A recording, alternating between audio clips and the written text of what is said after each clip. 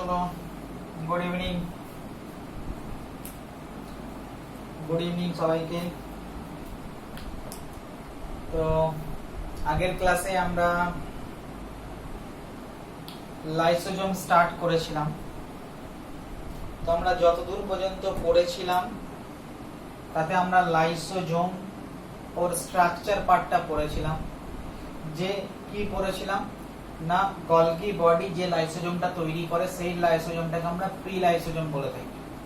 But সেই pre লাইসোজোমটা actually mature lysosome এবং mature primary লাইসোজোমে কনভার্ট হয়, এবং কোন শর্ত ফুলফিল করলে তাকে আমরা ম্যাচিওর লাইসোজোম বলি সেটা আমরা পড়েছি। তো আগের ক্লাসে দেখো ম্যাচিওর লাইসোজোম হওয়ার জন্য যে অ্যাসিডিক পিএইচ এর কথা বলছি, সেই পিএইচটা আমি 5 বলেছি। অনেক বই দেখবে এটা 5.2 এর আশেপাশেও করা আছে, ঠিক আছে। সেকেন্ড পয়েন্ট বলেছিলাম লাইসোজোমের মেমব্রেনটা খুব একটা ইম্পর্টেন্ট স্ট্রাকচার।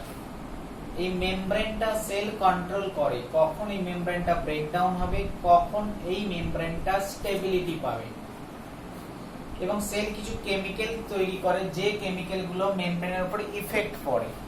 কিছু আছে মেমব্রেনকে স্টেবিলিটি দেয়, তাকে আমরা মেমব্রেন স্টেবিলাইজার বলে থাকি, যেমন কর্টিজনের এক্সাম্পল বলেছিলাম।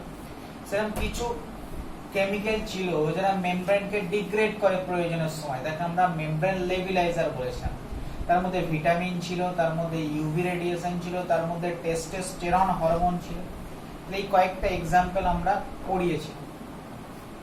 বাট আমরা এইটুকু পড়েছিলাম আগের ক্লাসে যে জাস্ট গলগি বডি, যদি এটা গলগি বডির সিস্টার্নি হয়, ম্যাচিওর ফেজ হয়, তাহলে এখান থেকে যে লাইসোজোমটা তৈরি হলো প্রায় 45 to 50 type of acid hydrolase enzyme দিয়ে।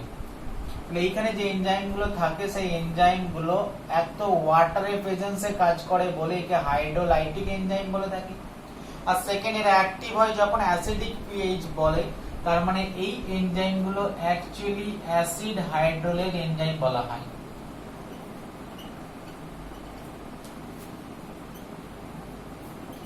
এটার একটা নিটের কোশ্চেন এসে থাকে যে লাইসোজোমের মধ্যে আমরা যে এনজাইমটা দেখতে পাই তার নেচার কি, না অ্যানসার হয় অ্যাসিড হাইড্রোলেজ এনজাইম। এরা না কেন না অ্যাসিডিক এনভায়রনমেন্টে 5.2 এর আশেপাশে এনভায়রনমেন্টে এরা কাজ করে, কাজ করার সময় ওয়াটারের প্রয়োজন হয়, তাই এদের আমরা অ্যাসিড হাইড্রোলেজ এনজাইম বলে থাকি। বাট বলেছিলাম যে এই এনজাইমগুলো অ্যাসিডিক পিএইচ ছাড়া ইনঅ্যাকটিভ থাকে, তার মানে এই লাইসোজোমটা ফার্স্টে ইনঅ্যাকটিভ ছিল এনজাইমগুলো, তাকে আমরা প্রি লাইসোজোম বলেছি। বাট আস্তে আস্তে এর মধ্যে যখন অ্যাসিডিক পিএইচ আসতে শুরু করলো, আস্তে আস্তে এই লাইসোজোমটা ফার্স্ট ম্যাচিওর লাইসোজোমে কনভার্ট হলো, এবং এই ম্যাচিওর লাইসোজোমটার আমরা নাম দিয়েছিলাম আগের দিনই বলেছি প্রাইমারি লাইসোজোম। দেখো প্রাইমারিটা আমরা এরকম 1 ডিগ্রি হিসাবে লিখতে পারি। তো এই প্রাইমারি লাইসোজোমটা এখনো ফাংশন স্টার্ট করেনি, তার মানে কি বোঝালাম না, ধরো এটা সেলটা, তাহলে এটা যদি সেল হয়ে থাকে, ভালো করে বুঝো, এটা যদি সেল হয়ে থাকে, এখানে যদি এই গলগি বডিটা এই একটা লাইসোজোম তৈরি করে, এই লাইসোজোমটা প্রি লাইসোজোম থেকে এখন এই লাইসোজোমটা প্রাইমারি লাইসোজোমে কনভার্ট। তাহলে নাও দিস ইজ দ্য একদিকে lysosome, this is the pre lysosome. তাহলে এটা ছিল প্রি লাইসোজোম, এটা প্রাইমারি লাইসোজোম। এখন এর ফাংশন আমি আগেই বলেছি না, সেলের মধ্যে ধরো এই মাইটোকন্ড্রিয়াটা মরে পড়ে আছে, এর কোনো কাজ নেই, কোনো ফাংশন করছে না। অথবা এটাও হতে পারে, অথবা এক মিনিট করে,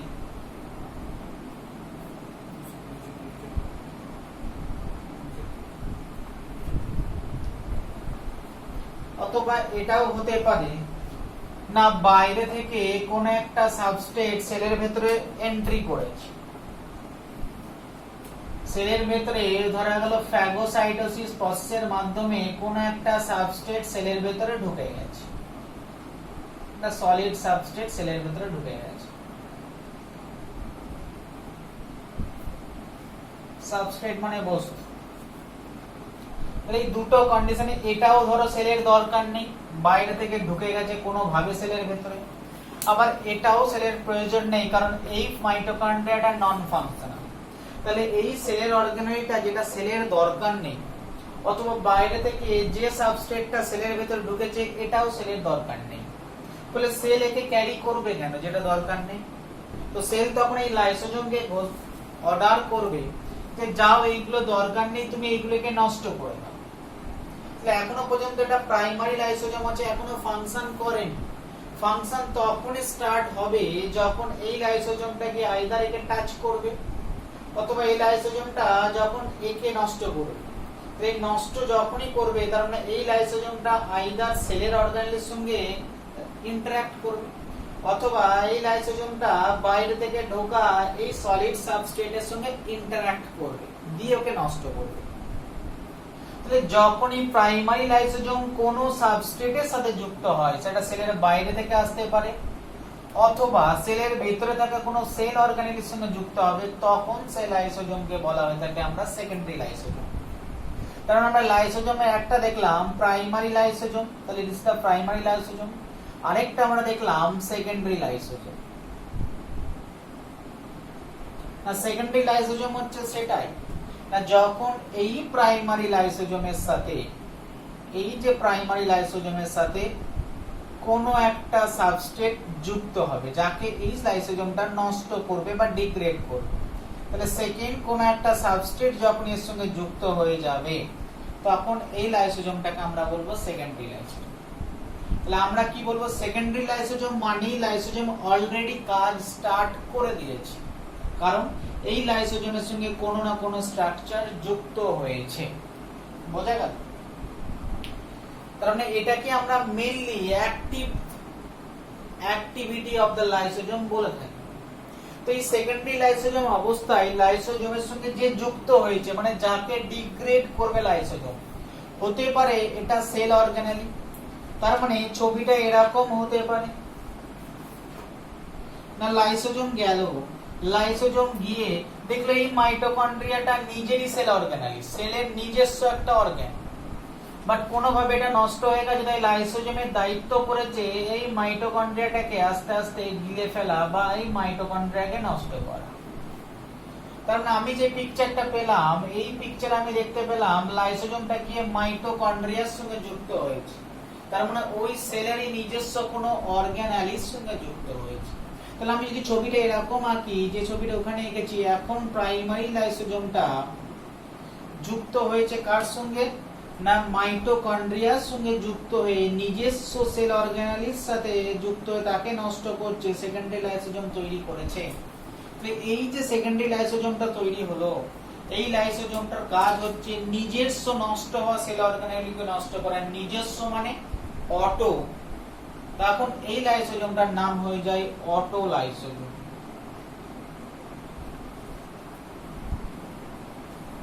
তাহলে এই লাইসোজোমটার নাম হয়ে যায় অটো লাইসোজোম। তাহলে যখন কোন প্রাইমারি লাইসোজোম সেকেন্ড কোন সেল অর্গানেলি বা কোন স্ট্রাকচারের সাথে যুক্ত হয় তখন তার নাম হয় সেকেন্ডারি লাইসোজোম। এখন যে স্ট্রাকচারের সাথে যুক্ত হয়ে যাকে নষ্ট করছে সেই স্ট্রাকচারটা যদি সেলেরই নিজস্ব কোনো স্ট্রাকচার হয়, হতে পারে মাইটোকন্ড্রিয়া, হতে পারে রাইবোজোম, হতে পারে নতুন নষ্ট হওয়া কোনো গলগি বডির টুকরো, হতে পারে গলগি বডির এন্ডোপ্লাজমিক রেটিকুলামের নষ্ট হওয়া কোনো টুকরো, সেলের অর্গানেলিকে যখন নষ্ট করে তখন তার নাম হয়ে যায় অটো লাইসোজোম। ক্লিয়ার? তাহলে আশা করি এইটুকু জায়গা ক্লিয়ার হয়েছে। তো নষ্ট করার জন্য কি করে? আস্তে আস্তে এই সেল অর্গানেলিটাকে ফ্যাগোসাইটোসিস প্রসেসটা আমি আগেই বলে দিয়েছি। না কি করে? না যত টাইম যায় আস্তে আস্তে কি করে? না এই সেল অর্গানেলিটাকে গিলে ফেলে। তাহলে লাইসোজোম আস্তে আস্তে এই সেল অর্গানেলিটাকে, এই মাইটোকন্ড্রিয়াটাকে, নষ্ট হওয়া মাইটোকন্ড্রিয়াটাকে লাইসোজোম আস্তে আস্তে গিলে ফেলে এবং ভেতরে গিয়ে ডাইজেস্ট করে নষ্ট করে ফেলে। তাহলে প্রসেসটা হয়ে গেল এরকম। তাহলে ফ্যাগোসাইটোসিস প্রসেসের মাধ্যমেও লাইসোজোম কোন একটা জিনিসকে নিজের ভেতরে এন্ট্রি করিয়ে নেয় এবং নিজের ভেতরে অবস্থিত হাইড্রোলাইটিক এনজাইমের মাধ্যমে সেই স্ট্রাকচারটাকে ও ডিগ্রেড করে নেয়। তাহলে আমি কি বলতে পারি না, দেখো সেল যখন কোনো সাবস্টেন্সকে বাইরে থেকে ভেতরে এন্ট্রি করায় সলিড সাবস্টেন্সকে, সেই প্রসেসটার নাম হচ্ছে ফ্যাগোসাইটোসিস। তাহলে এটা কি সেম টাইপের ফ্যাগোসাইটোসিস প্রসেসের মাধ্যমে কোনো নষ্ট হওয়া সেল অর্গানেলকে নিজের ভেতর ঢুকিয়ে নেয় বলে, তাহলে এটা ওয়ান টাইপ অফ ফ্যাগোসাইটোসিস, যে ফ্যাগোসাইটোসিসটা আপনার লাইসোজোম করছে। তাই এর আরো অটোলাইসোজোমকে আমরা আরো একটা নামে রাখতে পারি অটোফ্যাগোজোম।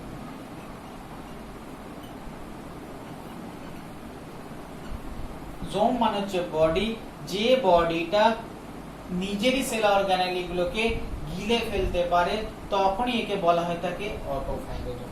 তাহলে যারই নাম অটোলাইসোজোম তারই নাম অটোফ্যাগোজোম। তোমায় যদি নিটে কোশ্চেন ধরে অটোলাইসোজোম বা autophagosome is the example of primary lysosome or secondary lysosome or pre-lysosome, the answer should be autolysosome or autophagosome is the example of secondary lysosome. আশা করছি এই জায়গাটাও তোমার কাছে ক্লিয়ার হয়ে গেল।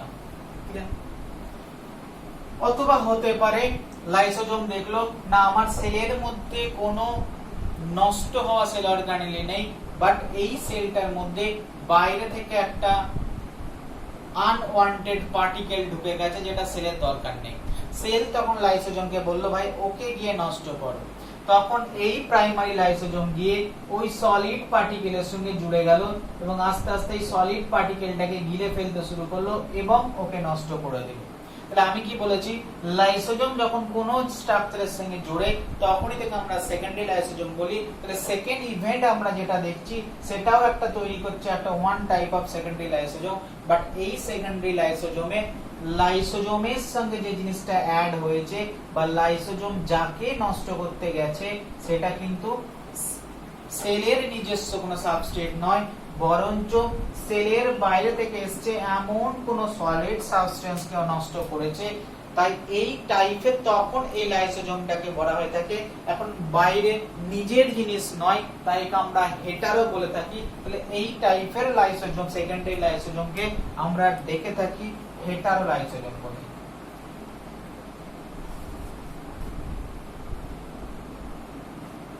তাহলে এই লাইসোজোমটাকে আমরা হেটারো লাইসোজোম বলে থাকি। সেম প্রসেসে এই সলিড পার্টিকেলটা ভেতরে ঢুকিয়ে নেবে এবং আস্তে আস্তে সলিড পার্টিকেলটাকে ভেতরের অ্যাসিড হাইড্রোলাইটিক এনজাইম দিয়ে নষ্ট করে দেবে। তাই একেও আমরা সেম ফ্যাগোসাইটোসিস করছে বলে এরও নাম আমরা বলে দিতে পারি হেটারোফ্যাগোজোম। বাট হেটারোফ্যাগোজোম কথাটা খুব একটা বেশি ইউজ হয় না, আমরা হেটারোলাইসোজোম কথাটা বেশি ইউজ করে থাকি। তাহলে সেকেন্ডারি লাইসোজোমের মধ্যে অটোলাইসোজোমও পড়ে, সেকেন্ডারি লাইসোজোমের মধ্যে হেটারোলাইসোজোমও পড়ে। ক্লিয়ার? এখন তাহলে যে জিনিসটা এই যে মাইটোকন্ড্রিয়া সেলের কোনো নষ্ট হওয়া অর্গানেলি বলি বা সেল থেকে বাইরে থেকে আসা কোনো অর্গানেলি বলি, সেই দুটো অর্গানেলি আলটিমেট রেজাল্ট হিসাবে এখন লাইসোজোমের ভিতরে ঢুকে গেছে এবং লাইসোজোম আস্তে আস্তে ওই অর্গানেলিটাকে ডিগ্রেড করছে। তাহলে লাইসোজোম সেলের অর্গানেলি যদি অটোলাইসোজোম হয় তাহলে সেলের অর্গানেলিকে ডিগ্রেড করবে, যদি হেটারোলাইসোজোম হয় সেলের বাইরের অর্গানেলিকে ডিগ্রেড করবে। এবং ডিগ্রেড করার পরেও দেখা গেছে কিছুটা এক্সট্রা ম্যাটেরিয়াল ডাইজেস্ট করতে পারে না। সব ডাইজেস্ট যখন এই পুরো অর্গানগুলোকে যখন ডাইজেস্ট করতে যায় লাইসোজোম পুরোপুরি চেষ্টা করেও অনেক সময় দেখা গেছে 100% ডাইজেস্ট করতে পারে না। 100% যখন ডাইজেস্ট করতে পারে না তখন লাইসোজোমের ভেতরে কিছু আনডাইজেস্টেড ম্যাটেরিয়াল থেকে যায়। তাহলে ডাইজেস্ট করার পরে তাহলে সেকেন্ডারি লাইসোজোম হওয়ার পরে যখন এই ম্যাটেরিয়াল গুলোকে ওরা ডাইজেস্ট করছিল অ্যাসিড হাইড্রোলেজ এনজাইম গুলো, তখন ডাইজেস্ট করার পরেও কিছু ম্যাটেরিয়াল আনডাইজেস্টেড থেকে যায়।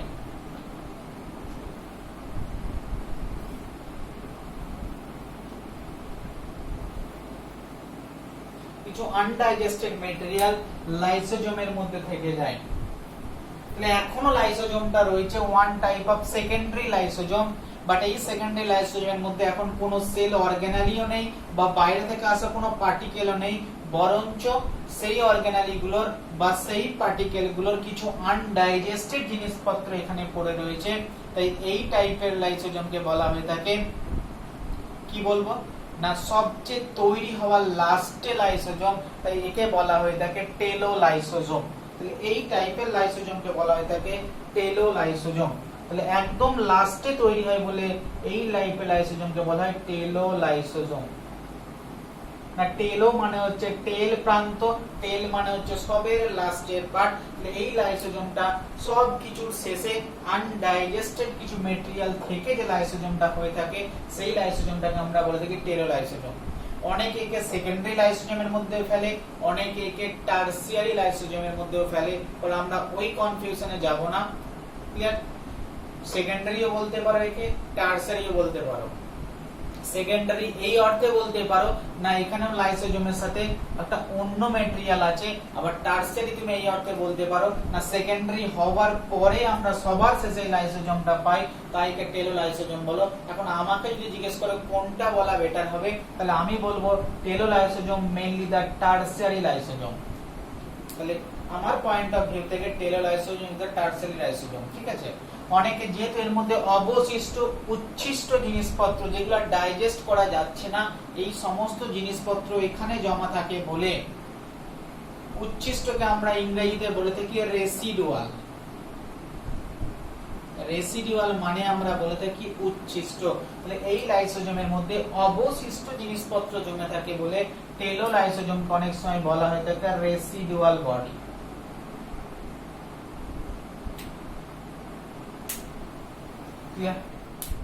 তাহলে আমরা মোটামুটি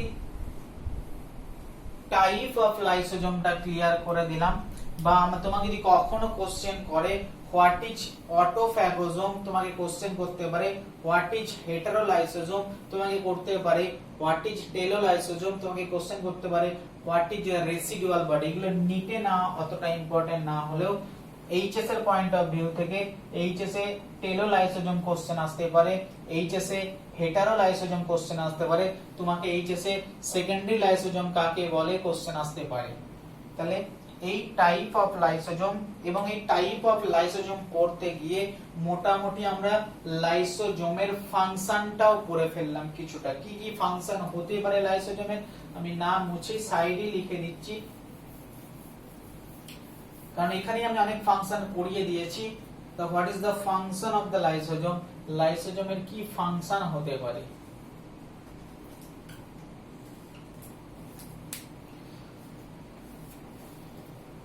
দেখো দ্য ফাংশন তো আমি বলে দিয়েছি, লাইসোজোম সেলের নিজস্ব কোনো সেল অর্গানালিকে নষ্ট করতে পারে, এই প্রসেসটাকে বলা হয় অটোফ্যাগি। তাহলে নিজের সেলের নষ্ট হওয়া অংশ যখন লাইসোজোম ডিস্ট্রয় করে থ্রু অটোফ্যাগোজোমের মাধ্যমে, তখন এই প্রসেসটাকে বলা হয় অটোফ্যাগি। তাহলে তোমাকে ফাংশনে বলতে হবে লাইসোজোমের ফাংশন কি না, লাইসোজোম নিজের সেলের নষ্ট হওয়া জিনিসকে নষ্ট করে বলে এই ফাংশনটাকে বলা হয় অটোফ্যাগি। ঠিক সেরকম বাইরের জিনিসকে নষ্ট করলে আমরা বলতে পারি হেটারোফ্যাগি।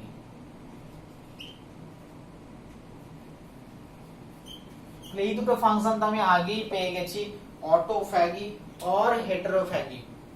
এছাড়াও যেটা থেকে নিটে কোশ্চেন আসে, আরো দুটো পয়েন্ট আমি বলবো যেখান থেকে নিটে কোশ্চেন তুলবে। এক, থার্ড যে পয়েন্টটা বলছি সেটা নিটের কোশ্চেন। না আমরা একটা জিনিস দেখেছি, না কি দেখেছি না, যখন ব্যাঙাচি থাকে সেই ব্যাঙাচি যখন ব্যাঙে কনভার্ট হয় তো তখন তার একটা ইম্পর্টেন্ট ফিচার হয়ে থাকে। কি ফিচার হয়ে থাকে না, ব্যাঙাচির যে লেজটা থাকে, ব্যাঙাচির মধ্যে যে লেজটা দেখতে পাই সেই লেজটা আস্তে আস্তে ডিস্ট্রয় হয়ে গিয়ে ব্যাঙ হয়ে যায়। ব্যাঙের ছবি আমরা আঁকতে পারছি না, তো এই প্রসেসটার নাম হচ্ছে মেটামরফোসিস।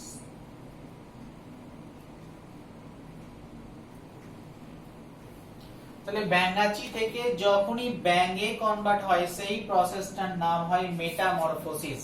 ঠিক আছে? তাহলে মেটামরফোসিস প্রসেসের মাধ্যমে ব্যাঙাচি ব্যাঙে হয় এবং ওর টেল পার্টটা ক্ষয়ে যায় বলে। না টেল পার্টটা আস্তে আস্তে ডিসঅ্যাপিয়ার করে যায় এবং ব্যাঙে কনভার্ট হয়ে যায় ব্যাঙাচিটা। তো এই টেল পার্টটা ডিসঅ্যাপিয়ার করার জন্য তাহলে মেটামরফোসিস প্রসেসের মাধ্যমে ব্যাঙাচির টেলটা ডিসঅ্যাপিয়ার করার জন্য একটা সেল অর্গান বিশেষভাবে হেল্প করে থাকে এবং সেই সেল অর্গানটার নাম হচ্ছে লাইসোজোম। তাহলে এটাই ইম্পর্টেন্ট নিটের কোশ্চেন বা তোমাদের এইচএসও আসতে পারে না মেটামরফোসিসের সাথে রিলেটেড সেল অর্গানেলিটার নাম কি? Answer should be the lysosome. তাহলে এই একটা কোশ্চেন এখানে আমরা আসতে পারে। এছাড়াও আরো একটা ইম্পর্টেন্ট কোশ্চেন এখানে তুলতে পারে, সেটা হচ্ছে এই লাইসোজোম ফাংশন করতে করতে না তোমরা যখন ক্লাস 12 এ যাবে, যখন তোমরা ক্লাস 12 এ যাবে তখন তোমরা ক্লাস 12 এর first chapter human reproductive system পড়বে। তো হিউম্যান রিপ্রোডাক্টিভ সিস্টেম পড়তে গিয়ে না তোমরা দেখবে স্পার্মের তিনটে পার্ট, একটা হেড পার্ট, তারপরে নেক পার্ট, তারপরে মিডল পিস এবং তারপরে টেল পার্ট। ঠিক আছে না?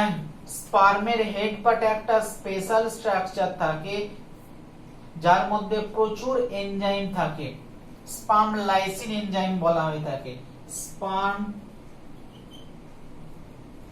লাইসিন এনজাইম বলা থাকে। তাহলে স্পার্মের হেডে একটা স্পেশাল স্যাক লাইক স্ট্রাকচার থাকে আর সেই স্যাক লাইক স্ট্রাকচারটার মধ্যে প্রচুর এনজাইম থাকে যেটা অ্যাকচুয়ালি ওভারির বিভিন্ন লেয়ারকে নষ্ট করে ফার্টিলাইজেশনে হেল্প করে থাকে। তাহলে এই স্ট্রাকচারটার নাম হয়ে থাকে অ্যাক্রোসিন।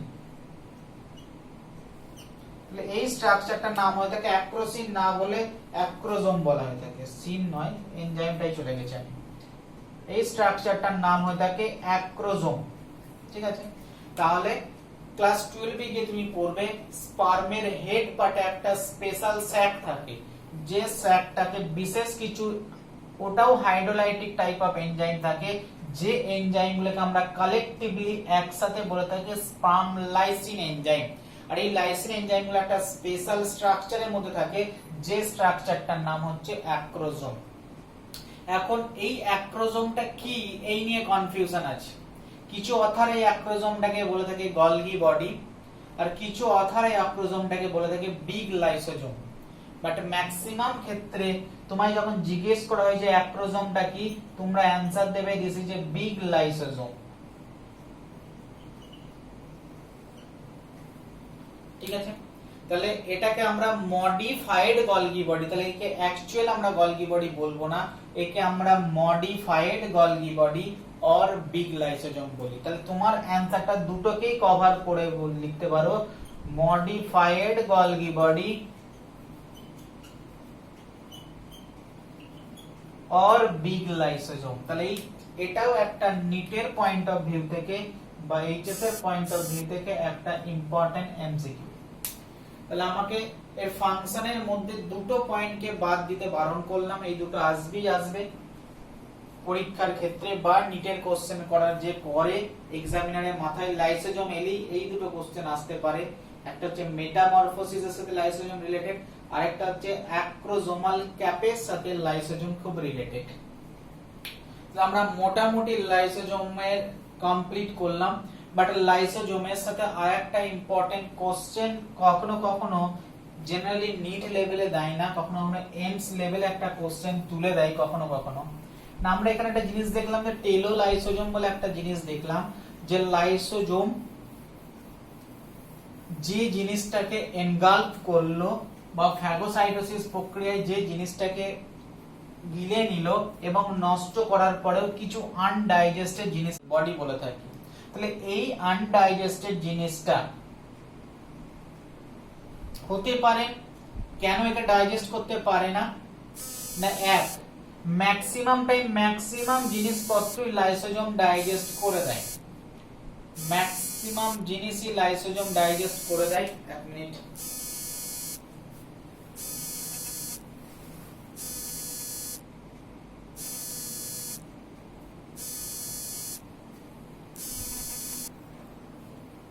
তো ম্যাক্সিমাম ক্ষেত্রেই টেলোলাইসোজোম থেকে সব জিনিসকে ডাইজেস্ট করে দিতে পারে লাইসোজোম। অ্যাকচুয়ালি আনডাইজেস্ট হিসাবে যে জিনিসটা ম্যাক্সিমাম টাইম জমে থাকে সেটা হচ্ছে গ্লাইকোজেন না লাইসোজোম গ্লাইকোজেনকে ডাইজেস্ট করতে খুব সহজে পারে না।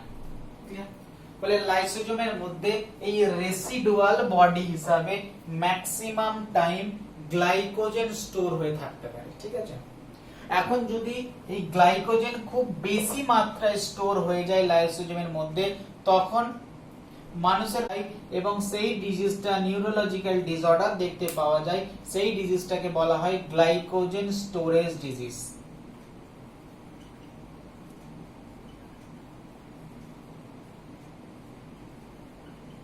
তাহলে এটা একটা নিটের ইম্পর্টেন্ট এমসিকিউ যে গ্লাইকোজেন স্টোরেজ ডিজিজ কোন রোগের সাথে রিলেটেড, কোন অর্গানালির সাথে রিলেটেড। অনেক ডিজিজ আছে, গ্লাইকোজেন স্টোরেজ ডিজিজ অনেক আছে, তার মধ্যে একটা ডিজিজের নাম কোশ্চেনে আসে কখনো কখনো, that is the Pompe disease.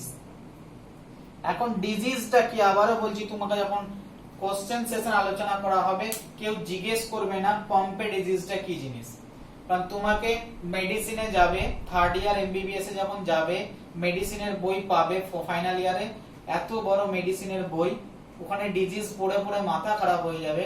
বলে এখন তোমাকে পম্পে ডিজিজ কি জানার কোনো রকম দরকার নেই।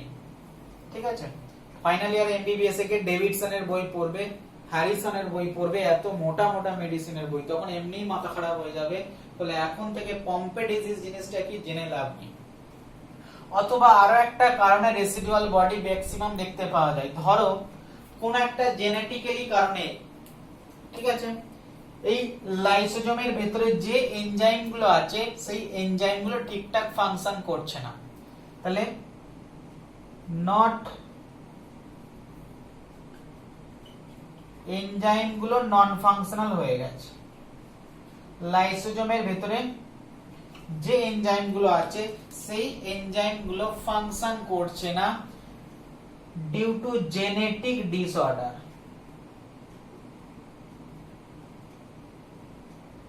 তাহলে লাইসোজোমের মধ্যে আনডাইজেস্টেড জিনিসপত্র মেইনলি দুটো কারণে দেখতে পাওয়া যায়, না এক জেনেটিক কজের জন্য এনজাইম গুলো ঠিকঠাক আমাদের কাজ করছে না, তখনও তোমার লাইসোজোম রিলেটেড কিছু ডিসঅর্ডার আমরা দেখতে পাই।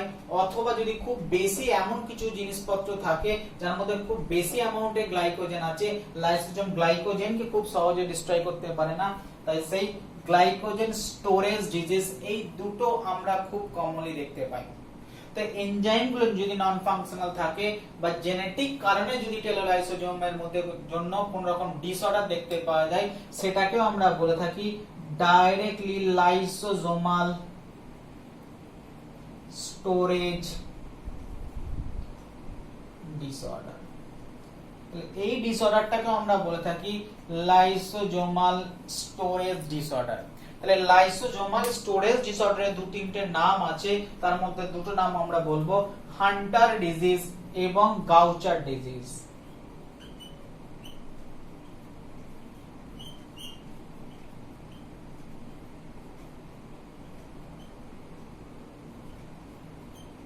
তাহলে আমি দুটো एग्जांपल দিলাম